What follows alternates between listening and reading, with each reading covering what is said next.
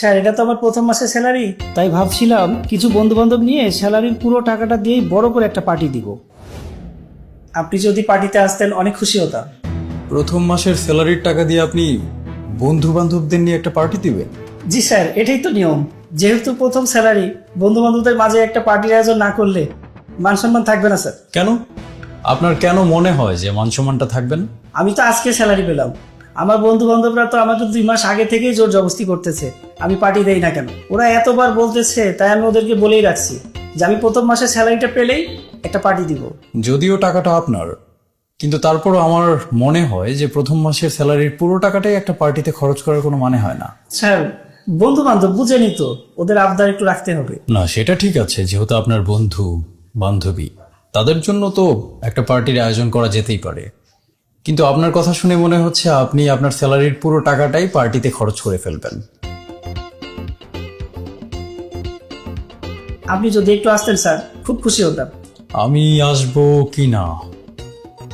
হ্যাঁ, আমি আসবো, আপনি যেহেতু বলছেন, কিন্তু তার জন্য আপনাকে একটা কাজ করতে হবে। কি কাজ স্যার? অফিসের সব কাজ তো আমি করেই ফেলছি। না না, অফিসের কোনো কাজ না, একটা কাজ করেন, আপনি আপনার বন্ধুদেরকে ফোন করেন। বন্ধুদেরকে ফোন করব কেন স্যার? প্রয়োজন আছে আছে আছে আছে বলেই তো আমি বলছি। তো আপনার বন্ধু বান্ধব কয়জন? স্যার আমার সব মিলে বন্ধু 7-8 জন তো হবেই। বন্ধু বান্ধব 7-8 জন হবে কেন? হয় 7 জন হবে, নয়তো 8 জন হবে। 7-8 জন আছে মানে সেগুলো আপনার ভালো বন্ধু না। আপনার ভালো বন্ধু কতজন আছে? স্যার ভালো বন্ধু 3 জন, 2 জন বন্ধু 1 জন বান্ধবী। আচ্ছা, তাহলে আপনার 2 জন বন্ধু আর 1 জন ভালো বান্ধবী রয়েছে। ঠিক আছে, আপনি শুধু এই 3 জনকেই ফোন করবেন, আর কাউকে ফোন করতে হবে না। কিন্তু স্যার কি জন্য ফোন করব সেটাই তো বুঝতেছি না। হ্যাঁ, আপনি ফোন করে বলবেন যে আপনার প্রথম মাসের যে স্যালারিটা হওয়ার কথা ছিল সেটা আর হচ্ছে না, কোনো একটা কারণে আটকে গেছে। আর আপনার মা প্রচন্ড অসুস্থ, আপনার ইমার্জেন্সি কিছু টাকার দরকার।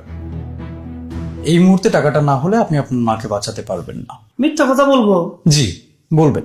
স্যার মিথ্যা বলা তো মহাপাপ।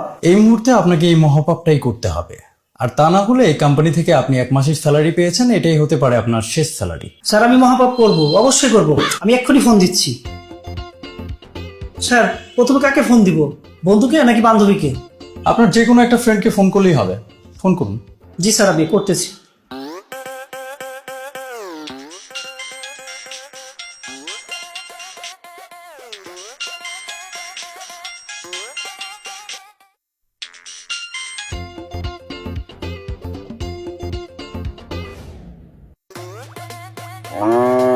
হ্যালো, হ্যালো দোস্ত, কেমন আছিস? আজব সময়ে ফোন দাস। আছি, ভালো আছি, তুই কেমন আছস? দোস্ত আমি ভালো নাই, একটা বিপদ হয়ে গেছে। বিপদ হয়েছে? দোস্ত আমার যে প্রথম মাসের স্যালারিটা আসার কথা ছিল ওটা আসে নাই, আটকে গেছে। স্যালারি আটকে গেছে? কি সব কোম্পানিতে চাকরি করস? চাকরি ছেড়ে দে। কি এক কোম্পানিতে চাকরি নিছে, স্যালারি আটকে যায়? আমি পড়ছি একটা মহা বিপদে। স্যার ঠিকঠাক হচ্ছে তো? হ্যাঁ হ্যাঁ হচ্ছে, আপনি চালিয়ে যান। Thank you sir. হ্যাঁ দোস্ত, একটা মহা বিপদে পড়ছি। একটা পার্টি চাইছিলাম, তুমি পার্টি দিবা না সে ধান্দা করতেছ। না পার্টি দিবনি দোস্ত। আগামী মাসে যখন টাকা পাবি তখন পার্টি দিস।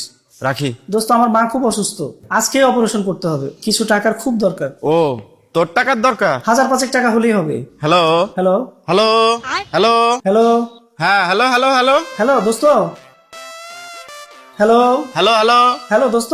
হ্যালো, বাইগান। আমার কাছে টাকা চাই। স্যার মনে হয় নেটওয়ার্কের প্রবলেম। হ্যাঁ, নেটওয়ার্কেই প্রবলেম, নেটওয়ার্কে প্রচুর প্রবলেম। আমার মনে হয় এখন আপনার ফ্রেন্ডকে আপনি আরেকবার ফোন করলে দেখবেন ফোনটা বন্ধ। বলেন কি স্যার, ওর ফোন বন্ধ? আপনি যে নাম্বারটিতে কল করেছেন তা এই স্যার সত্যি তো ফোনটা বন্ধ, আপনি জানলেন কিভাবে? সম্ভবত আপনার অন্য ফ্রেন্ডের ফোনটা এখনো খোলা আছে, কারণ আপনি এখনো পর্যন্ত তাকে ফোন করে আপনার দুর্দশার কথাটা বলেননি। জি স্যার, আমার সবচেয়ে ভালো বন্ধুকে ফোন দিচ্ছি। ফাইজলাম কি করার জায়গা পাও না, যেটা বলবা সেটাই বিশ্বাস করতে হবে। একটা ফোন আসছে, একটু পরে ফোন করছি। হ্যালো, হ্যালো বন্ধু, কেমন আছিস? আসি ভালো। মামা আজকে তো প্রথম মাসের স্যালারি পাইলা, তো পার্টি দিবা না? বন্ধু স্যালারিটা পাই নাই, স্যালারিটা আটকে গেছে, 1 মাস পরে দিবে। 1 মাস পরে দিবে মানে? ও, পার্টি দিবি না সেই দান্দা? দোস্ত আমি একটা বিপদের মধ্যে আছি। বিপদ? কি বিপদ? আমার মা খুব অসুস্থ, আজকে অপারেশন করতে হবে, এমার্জেন্সি কিছু টাকা দরকার। আন্টি অসুস্থ? তাহলে তো খারাপ খবর। তা কত টাকা লাগবে শুনি? দোস্ত 1000-5 টাকা হলেই হবে। ওহো দোস্ত, সকালেই ছিল, একজনকে দিয়ে দিছি। তুই যদি সকালে চাইতি তাহলে তোকে 5,000 টাকা দিতে পারতাম। 5,000 টাকা কেন, তোকে 10,000 টাকা দিতে পারতাম। কিন্তু এখন তো দোস্ত টাকা নাই। যাকে টাকা দিছি তাকে তো ধারই দিছি, তোকে দিতে সমস্যা কোথায়? তুই তো আমার বন্ধু, টাকা থাকলে তোকে দিতাম। স্যার বলতেছে ওর কাছে নাকি এখন টাকা নাই, সকালে টাকা ছিল। বড়ই সমস্যা। আপনার কাছেও টাকা নেই, আপনার বন্ধুদের কাছেও আজকে টাকা নেই। একটা কাজ করেন, আপনার ফ্রেন্ডকে বলেন অন্য কারো কাছ থেকে ম্যানেজ করে আপনাকে টাকাটা এনে দিতে, যেহেতু আপনার অনেক দরকার। জি স্যার বলতেছি। দোস্ত একটু কারো কাছ থেকে ম্যানেজ করে দে না। যে দিনকাল পড়ছে কেউ কি কাউকে টাকা ধার দেয়? আমার কাছে থাকলে আমি তোকে দিতাম, মানুষ তো আর দিবে না। মানুষের কাছে 5 টাকা ধার চাইলেই দেয় না, আর তো 5,000 টাকা। তারপরে দোস্ত আমার যে বিপদ। সবই বুঝছি দোস্ত, কিন্তু সরি, আমার কাছে নাই। ঠিক আছে দোস্ত, রাখি। টাকা তো গাছে ধরে। তো কি অবস্থা আপনার বলেন, ম্যানেজ করতে পারলেন? স্যার টাকাটা দিতে পারলো না। এই ফ্রেন্ডও আপনাকে টাকা দিল না, দুঃখজনক। তো এতক্ষণ আপনি যাদেরকে ফোন করে সাহায্য চাইলেন তারা সবাই তো আপনার ভালো বন্ধু, তাই না? তাদেরকে তো আপনি ফোন করেছিলেন। জি স্যার তাই করছিলাম। জীবনের সবচেয়ে ভালো বন্ধুদের কাছে আজকে আপনি টাকার সাহায্য চাইলেন, কিন্তু তারা করতে পারলেন না, হয়তো তাদের কাছে নেই। আচ্ছা, কত টাকা যেন চেয়েছেন আপনি? স্যার 5,000 টাকা। আর তারা দুজন মিলে আপনাকে 2,000 টাকাও দিতে পারলো না। একটা কথা সবসময় মাথায় রাখবেন, 30,000 টাকা যদি আপনি একটা পার্টিতে উড়িয়ে দিতে চান তাহলে আপনাকে কমপক্ষে 30 কোটি টাকার মালিক হতে হবে।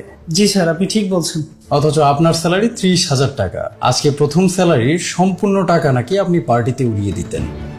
আজকে আপনি আপনার সব টাকা বন্ধু বান্ধবীদের মধ্যে পার্টি করে উড়িয়ে দেবার পর কালকে যদি আপনার কোনো একটা সমস্যা হয়, আল্লাহ না করুক এরকম কোনো কিছু যদি আপনার হয়, তখন আপনি কার কাছে সাহায্য চাইবেন? আর যদি চানও, কতটা সাহায্য আপনি পাবেন? আপনার কাছে টাকা থাকতে টাকার মর্ম বুঝতে শিখুন। একটা কথা সবসময় মনে রাখবেন, যে টাকাকে মূল্যায়ন করে না, টাকাও কোনোদিন তাকে মূল্যায়ন করে না। জীবনে সুখী হতে গেলে টাকার পেছনে সবসময় ছোটা যাবে না, এটা যেমন সত্য, তেমনি টাকাকে মূল্যায়ন না করলে টাকা আপনার কাছে থাকবে না, এটাও চরম বাস্তব। যদি আপনি টাকাকে অবহেলা করেন তাহলে আপনার চারপাশের প্রত্যেকটা মানুষ আপনাকে অবহেলা করবে, সে যেই হোক না কেন, যত আপনই হোক না কেন। চাকরি জীবনে প্রবেশ করেছেন, টাকার ম্যানেজমেন্ট করতে শেখেন, প্রয়োজন বুঝে সেটাকে খরচ করতে শেখেন। হ্যাঁ, বন্ধু বান্ধবের জন্য যে করবেন না এমনটা কিন্তু না, তাদের জন্য করবেন, কিন্তু সেটার একটা সীমা রেখা রয়েছে, সেটার ভেতরে থেকেই তাদের জন্য করতে হবে। 1 মাসের স্যালারি পুরোটাই তাদের পেছনে উড়িয়ে দেবেন, এটা কোন ধরনের কথা? আচ্ছা যাই হোক, টাকা আপনার, ডিসিশনও আপনার। আপনি একটা কাজ করুন, আপনি শেষ আরেকটা নাম্বারে একটু ফোন করুন। স্যার কাকে ফোন করব? আপনি এখন আপনার মাকে একটা ফোন করবেন। আম্মাকে ফোন করব? হ্যাঁ, আপনার মাকে একটা ফোন করেন। আমার সাথে একটু আগে কথা হয়েছে স্যার, সে ভালো আছে। হ্যাঁ বুঝলাম তো, সে ভালো আছেন, কিন্তু তাকে আপনি ফোন করে বলেন যে আপনি ভালো নাই। আমি ভালো নাই? না, আপনি ভালো নাই। স্যার আমি তো ভালো আছি। তবুও আপনি বলবেন যে আপনি ভালো নাই। না বললে ওই যে এই কোম্পানির প্রথম স্যালারি আপনার শেষ স্যালারি হবে। স্যার আমি তো ভালো নাই, আমি ফোন দিতেছি। স্যার ফোন দিয়ে কি বলবো সেটা তো বললেন না। কি বলবেন? আপনি বলেন যে মা, আমি একটা জায়গায় আটকা পড়ে গেছি, আমার ইমার্জেন্সি কিছু টাকার দরকার, নইলে ওরা আমার বেশ ক্ষতি করবে। ওরা কারা বলার দরকার নেই, শুধু বলুন এই কথা। স্যার এত বড় মিথ্যা কথা বলবো? বলেন বলেন, চাকরিটা আপনার দরকার না? জি স্যার বলতেছি। হ্যালো মা, আমি একটা বিপদে পড়ছি, আমার ইমার্জেন্সি কিছু টাকা দরকার, না হলে ওরা আমার ক্ষতি করবে। স্যার আম্মা জিজ্ঞেস করতেছে কয় টাকা লাগবে। বলেন 1 লক্ষ টাকা লাগবে। 1 লক্ষ টাকা? আমার কাছে এত টাকা নাই তো স্যার, সে কোথা থেকে দিবে? কোত্থেকে দিবে সেটা আপনি নাইবা চিন্তা করলেন, আমি আপনাকে বলতে বলেছি, আপনি বলেন। জি স্যার বলতেছি। আম্মা আমার 1 লক্ষ টাকা লাগবে, না হলে ওরা আমাকে বাঁচতে দিবে না।